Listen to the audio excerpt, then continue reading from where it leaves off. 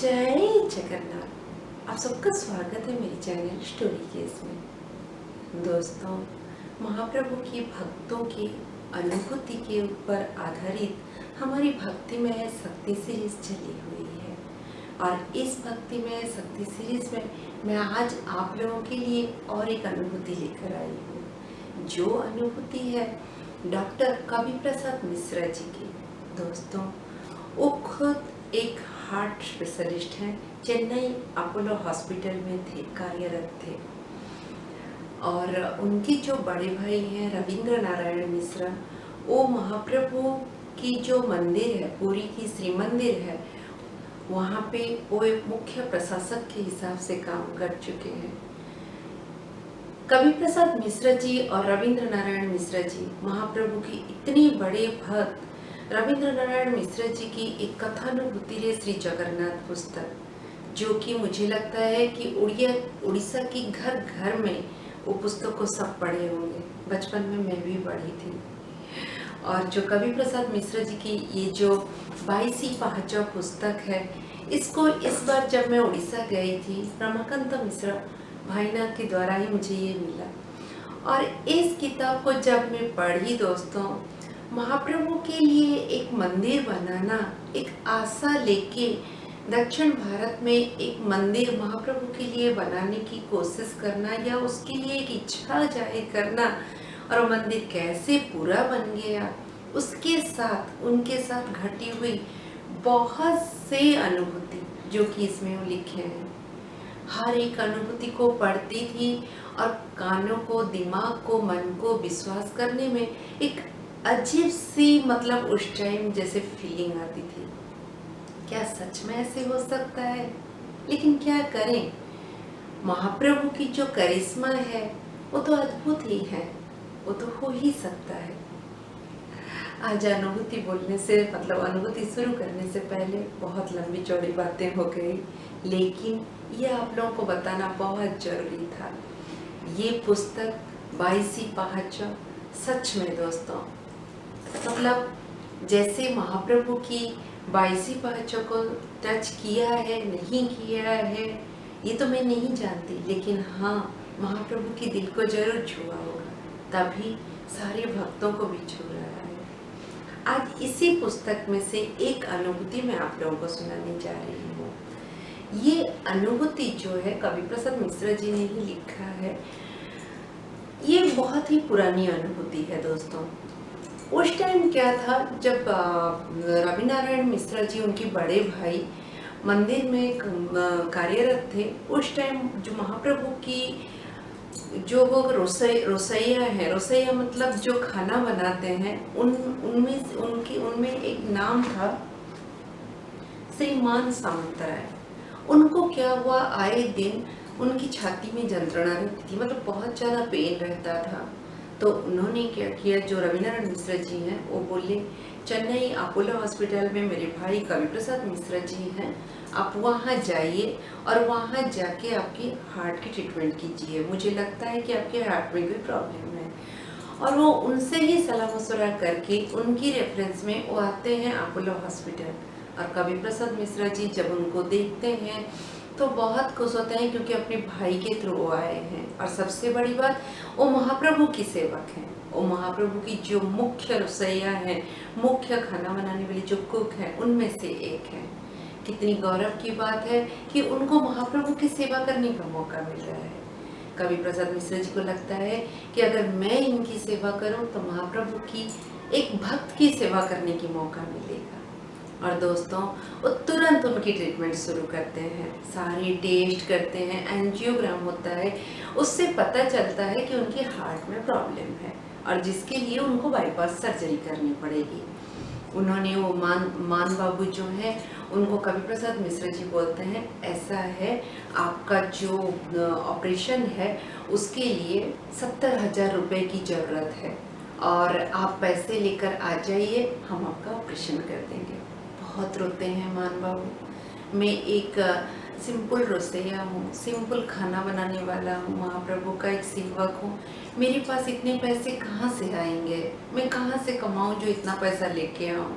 फिर कवि प्रसाद मिश्रा जी बोलते हैं, मैं अपना फीस नहीं लूँगा, मैं अपनी ओर से सारा माफ़ आपको कर दूँगा, एक पैसा आपसे नहीं लूँगा। लेकिन जो अपोलो हॉस्पिटल है उसमें जो डिपॉजिट है ऑपरेशन के लिए, उसको तो अपोलो हॉस्पिटल छोड़ेगा नहीं, या मैं भी उसमें आपको कोई मदद नहीं कर सकता। आप एक काम कीजिए, मैं आपको दवाई लिख देता हूँ, आप दवाई लेके पूरी चले जाइए और अपनी जैसे रिलेटिव्स हैं या कोई दोस्त लोग हैं, किसी से भी आप पैसे का इंतज़ाम कीजिए और आइए, आपका बाईपास सर्जरी हो जाएगा बोल के मतलब उनको भेज देते हैं। और मान बाबू बड़े दुखी मन से रो रो के वहाँ से जाते हैं।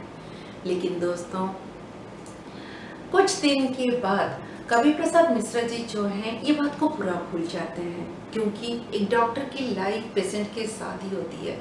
हर रोज इतना पेशेंट देखना, ऑपरेशंस करना, हर पेशेंट एक पेशेंट को याद रखना उनके बस की बात नहीं होती।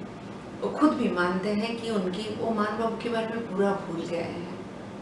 24 दिसंबर शाम को 6 बजे मान बाबू पैसे की जुगाड़ करके अपने साथ कुछ अपने परिवारजनों को लेके आके चेन्नई पहुंच जाते हैं। उस टाइम तो चेन्नई को मद्रास बोला जाता था, तो मद्रास पहुंच जाते हैं और सीधा कवि प्रसाद मिश्रा जी की केबिन के अंदर।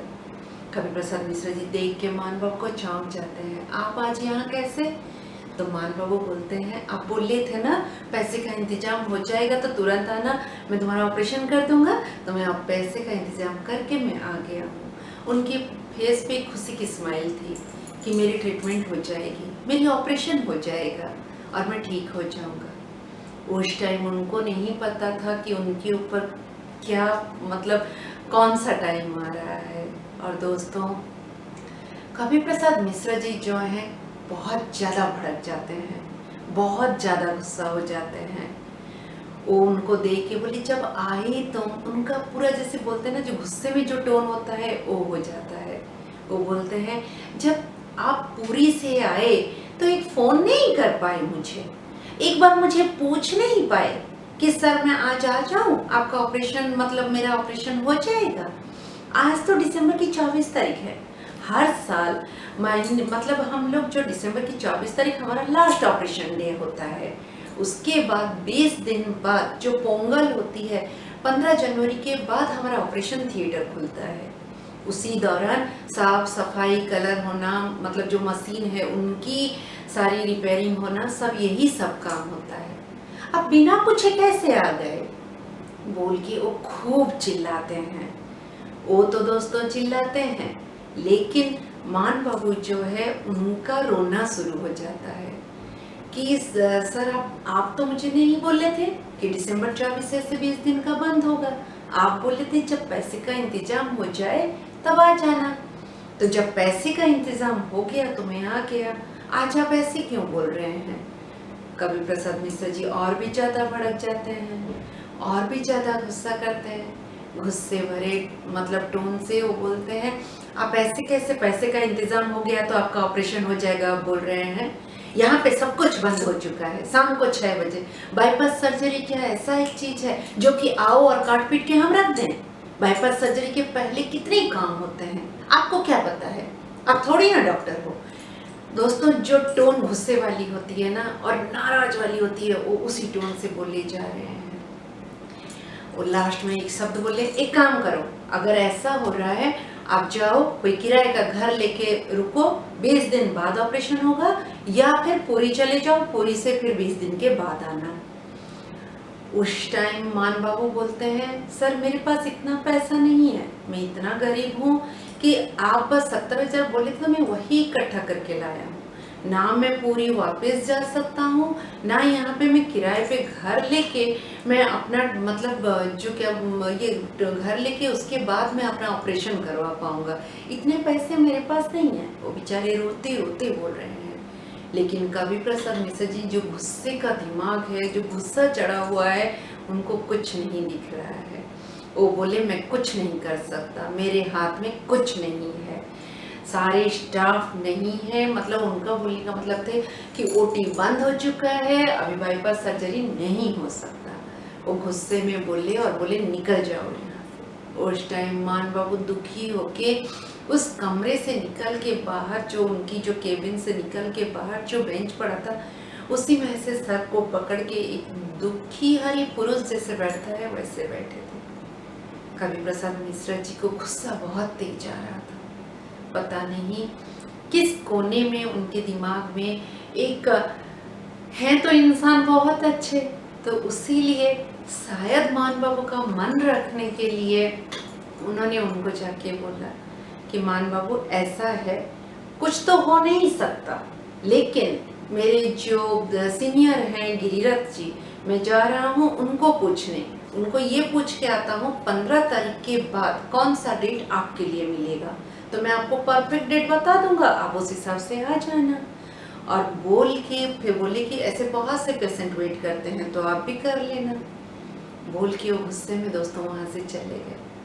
उनको थोड़ी ना पता था सेवक महाप्रभु की है, भक्त वो महाप्रभु की है, करिश्मा महाप्रभु ही करेंगे। क्या करिश्मा था यही जानने के लिए इच्छुक है ना। चलिए आगे बढ़ते हैं। इतना बोल के कवि प्रसाद मिश्रा जी वहाँ से चले जाते हैं गिरिरथ बाबू के पास और वहाँ जाके उनको पूछते हैं, सर मुझे कुछ आपसे बात करना था। गिरिरथ बाबू जी बोलते हैं, क्या हुआ बताइए।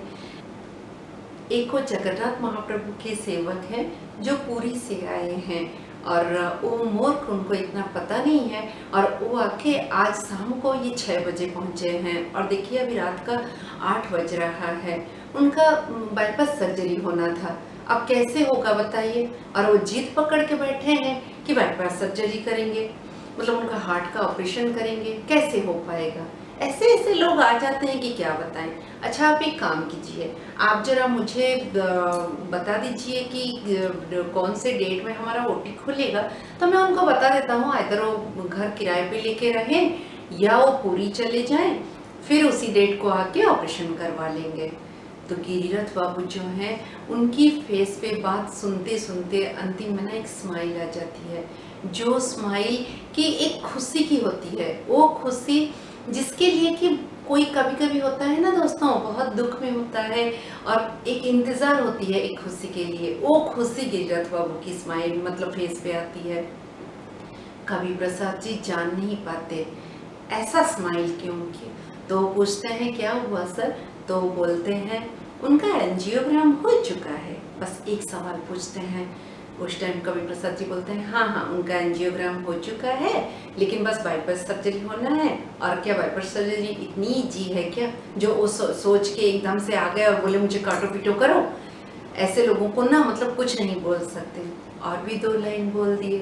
तो उसी टाइम गिरिरथ बाबू जो हैं वो बोलते हैं आप एक काम कीजिए, ओटी अभी बंद नहीं हुआ है, अगर भी बंद हो गया है पूरे स्टाफ खोल देंगे, आप बिल्कुल चिंता मत कीजिए, आप उनको तुरंत लेके आइए, हम अभी के अभी ऑपरेशन करेंगे। दोस्तों कवि प्रसाद जी वहीं पे खड़े हैं, वो समझ नहीं पा रहे हैं उनकी कान को क्या सुनने को मिल रहा है। जब से आप बोलो है तब से वो वहाँ पे हार्ट स्पेशलिस्ट हैं, लेकिन उनकी जानकारी में ऐसा किस्सा कभी नहीं हुआ, आज कैसे ऐसे हो गया। मतलब अनहोनी को होनी होते हुए वो देखने में मतलब वो खुद चौंक है। फिर उसके बाद वो क्या बोलते हैं गिरिरथ बाबू जी को वो पूछते हैं सर क्या सच में, क्योंकि जैसे कॉलिग कलीग मजाक चलता है ना, तो गिरिरथ बाबू जो हैं और कवि प्रसाद जी जो हैं उनकी वैसे ही हंसी मजाक चलती रहती है, जिसकी वजह से कवि प्रसाद जी सोच रहे हैं ये मेरे मजाक तो नहीं कर रहे हैं, क्योंकि मैं ऐसा ही सवाल पूछ रहा हूँ कि रात को 8 बजे आके, तो इसलिए वो लग रहा होगा कि ले आओ। फिर बोले अरे नहीं नहीं कवि, मैं कोई मजाक नहीं कर रहा हूँ, बल्कि मैं बहुत खुश हूँ। एक काम करो, तुम बातों में टाइम वेस्ट मत करो, तुम उनको ले आओ, तुम उनको ले आओ, हम उनका ऑपरेशन करेंगे, पूरी तैयार रहेंगे, पूरी तैयारी करेंगे, आप बस ऑपरेशन के लिए उनको ले आओ। उसके बाद कवि प्रसाद जी को कुछ समझ नहीं आता, उनको लगता है फिर भी वो मजाक कर रहे हैं। और जो गिरिरथ जी हैं वो चले जाते हैं अपना तैयारी करने के लिए, ऑपरेशन रूम में जाएंगे करके अपने स्टाफ को बोल के। उसके बाद उनकी केबिन के पीछे की तरफ उनके सारे स्टाफ खड़े थे। कवि प्रसाद जी बोलते हैं थोड़ा उनको पूछ के कंफर्म कर लेता हूँ कि सच में ऑपरेशन होगा कि नहीं, और वो पीछे की तरफ चले जाते हैं। जाके वहाँ पे उन लोगों को पूछते हैं, एक बात बताओ, आज दिसंबर का 24 तारीख है, ओटी बंद हो चुका है, अभी तो शाम के बाद बाईपास सर्जरी नहीं होगा, फिर वो मान बाबू का ऑपरेशन कैसे हो सकता है? गिरिरथ बाबू बोल रहे हैं। फिर सारी जो स्टाफ है, गिरिरथ बाबू के जो असिस्टेंट हैं, वो खुद बोलते हैं, अरे हो जाएगा, आप क्यों दुखी हो रहे हैं, आप इतना टेंशन क्यों ले रहे हैं, हम लोग सब कर देंगे, हम यहाँ पे खड़े क्यों हैं, आप पहले लेके आइए उनको, पेशेंट को ले आइए, जब एंजियोग्राम हो चुका है तो ऑपरेशन किस मतलब कैसे देरी, आप ले आइए, सब तैयार है। कवि प्रसाद जी कुछ नहीं समझ पाते। एक अपमान जो उनके मन में आता है, उनको लगता है मैं इतना डांटा था, किस मुंह से जाके उनको बोलूँगा कि आपका ऑपरेशन हो गया होगा करके। उनको उन्होंने बहुत खली खोटी सुनाई थी, जिसके मन में, जिसकी वजह से उनके मन में एक मतलब जो अपमान का जो भय था वो हो रहा था। वो समझ गए थे जो जगन्नाथ महाप्रभु हैं, जो कालिया ठाकुर हैं, जो जगत के नाथ हैं, वो अपने सेवक के लिए बैठे हैं, उन्होंने ही ओटी खुलवाया है। दौड़े दौड़े मान बाबू के पास जाते हैं और मान बाबू को बोलते हैं चलिए देखते हैं, अगर ऑपरेशन होता है तो करवा देंगे। बात को संभाल के ऐसे बोल लेते हैं। मान बाबू की आंखों की आंसू कहाँ चला जाता है, होठों में स्माइल आ जाती है। महाप्रभु के ऊपर जो विश्वास है वो जय जगन्नाथ बोल के ओटी में चले जाते हैं, ऑपरेशन हो जाता है, सक्सेसफुल होता है। उसके कुछ दिन के बाद मान बाबू पूरी तरह से ठीक होके वहाँ से विदा लेके वो पूरी चले जाते हैं। सारे डॉक्टर को हाथ जोड़ के विनम्र धन्यवाद बोलते हैं। कवि प्रसाद जी को कुछ ज़्यादा ही बोलते हैं, लेकिन कवि प्रसाद जी के मन में उनका डांटना, उनका बोलना उसके लिए कहीं ना कहीं एक मतलब एक जो होता है ना गलती करने का जो भाव, वो होता है। और दोस्तों, उनके जाने के बाद एक दिन जो गिरिरथ जी हैं, उनके असिस्टेंट को कवि प्रसाद जी पूछते हैं, एक बात बताओ, उस दिन जब हुआ था मतलब ऑपरेशन दिसंबर 24 तारीख को, उस दिन सारा बंद हो चुका था ओटी वगैरह, आज तक ऐसे कितने पेशेंट आए हैं, उस सबको वेट करवाया गया है या फिर मतलब वो लोग चले गए हैं? बहुत दिन वेट करने के बाद वही 15 जनवरी के बाद ही आके ऑपरेशन करवाए हैं। इनका क्यों हुआ और कैसे हुआ, और आप लोग इतना खुश क्यों हो गए? आप लोगों के चेहरे पे मतलब मेन डॉक्टर से लेकर उनके असिस्टेंट तक सबके चेहरे पे इतनी स्माइल कैसे आ गई? कौन सी खुशी थी वो? मुझे थोड़ा बताएंगे, मुझे जानना है। तब उनके असिस्टेंट बोलते हैं, हम लोग इस साल की मतलब लास्ट तक 2000 ऑपरेशन करेंगे करके तय किए थे, लेकिन कुछ कारणवश दिसंबर 24 तारीख शाम को 8 बजे तक मतलब 1999 सॉरी दोस्तों, शायद मैं हिंदी में गलत बोल रही हूँ, 1999 ऑपरेशन हो चुका था। हम सब दुखी थे कि एक ऑपरेशन हो जाता तो हमारा टारगेट पूरा हो जाता, ओटी बंद होने से पहले हमारा टारगेट पूरा हो जाता। उसी लिए हम लोग बहुत दुखी थे, किसी के मन में खुशी नहीं था। यहाँ तक कि गिरिरथ सर के मन में भी एक अफसोस था, इस साल का मतलब जो कोटा है वो पूरा नहीं हुआ, हम लोग अपना टारगेट अचीव नहीं कर पाए। उसी टाइम आप आए, ऐसे लगा कि महाप्रभु मतलब हमारा टारगेट पूरा करने के लिए उनको भेजे हैं। और उसी लिए वो ऑपरेशन जब आया तो हम लोग इसलिए खुशी से झूम उठे क्योंकि हमारा टारगेट पूरा हो गया, और उसी लिए हम लोग खुशी से वो ऑपरेशन किए। कवि प्रसाद जी खुद अपने आप को जैसे दोषी मानते हुए अपने आप को वो मतलब क्या बोलूं दोस्तों, मेरे पास शब्द नहीं है, लेकिन वो महाप्रभु की करिश्मा को समझ जाते हैं। महाप्रभु की उस करिश्मा जो वहाँ बैठे हैं, लेकिन अपने सेवक को दुखी कैसे वो देख सकते हैं, अपने सेवक को कष्ट में कैसे देख सकते हैं। अपने सेवक को कोई डांटे या अपने सेवक को कोई अपमान करे, वो कैसे सहन कर सकते हैं? क्या करें दोस्तों, कवि प्रसाद जी भी बहुत बड़े भक्त थे। वो भी बहुत से विपदाओं से, बहुत सी चीज़ों से ऐसे ही उभरे हैं और भी बहुत सी अनुभूति उनकी है, मैं लेके आऊँगी। लेकिन मान बाबू की ये जो बाईपास सर्जरी ना होते होते भी आखिरी मोमेंट में होना करिश्मा नहीं है? बताइए। यही तो है दोस्तों, भक्ति में है शक्ति। जिस महाप्रभु की सेवा करते करते मान बाबू के पास पैसे नहीं था और दुखी मन से पैसे जुगाड़ करके आए, कैसे ना होता? बताइए। तो दोस्तों, ऐसे महाप्रभु की बहुत सी अनुभूति हैं जो किताब उड़िया में है, हिंदी में है और भी लैंग्वेज में हो सकता है।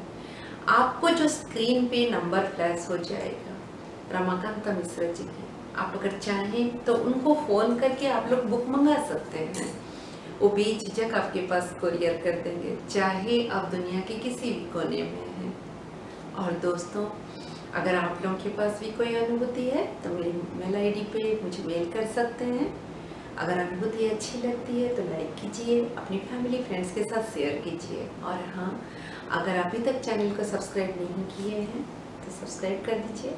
और एक अनुभूति के साथ बहुत जल्दी फिर मिलती हूँ। जय जगन्नाथ।